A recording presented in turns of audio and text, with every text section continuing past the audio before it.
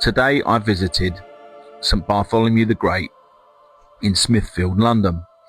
This Tudor gatehouse stands over the top of the original entrance to the old priory. It was established in 1123 by a monk named Rahir. He was a courtier and a good friend of Henry I. When you walk around the church, you can see the original Norman Romanesque style all the way through the ceiling and the piers, and of course in the columns as well. It doesn't have the typical stained glass windows of a lot of the other churches, but it does make up for it in other ways.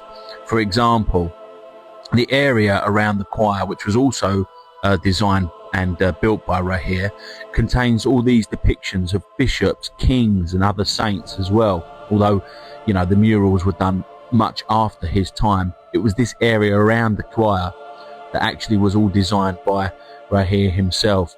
His tomb is actually the other end of this nave, and the legend says that when the tomb was opened in 1868, they noticed that one of his shoes was missing, and the legend says that his ghost walks the church still trying to find the missing shoe.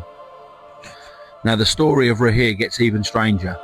While he was on a pilgrimage, it was said that he actually was visited by St Bartholomew himself, and Bartholomew had told him that when he got back to London, he needed to build a church over the top of the old priory, and also next door to the church needed to be built a hospital for the poor.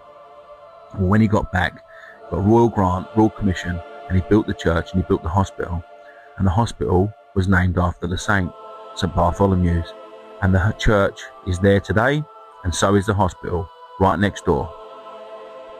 The church itself is just full of little nooks and crannies, like this ceiling that is built into the annex, that beautiful ceiling with all the little royal sigils inside the little bits.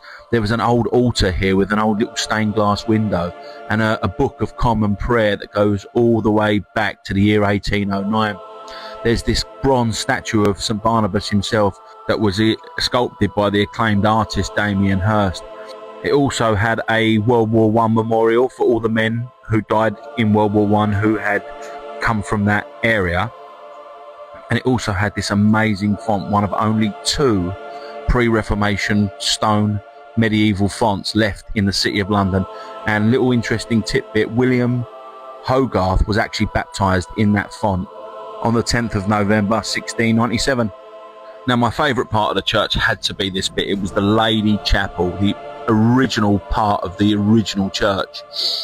And the story goes that a monk named Hubert was praying in what was the old priory, just at this part here. They had no name for this part of the chapel, and apparently the Virgin Mary appeared to him and told him that they weren't praying, that they weren't honouring her enough, so the chapel was named in her honour. If you like videos like this, exploring the old churches of London, follow along for more on The Pew Review. Thank you so much for watching, and I'll see you in the next one.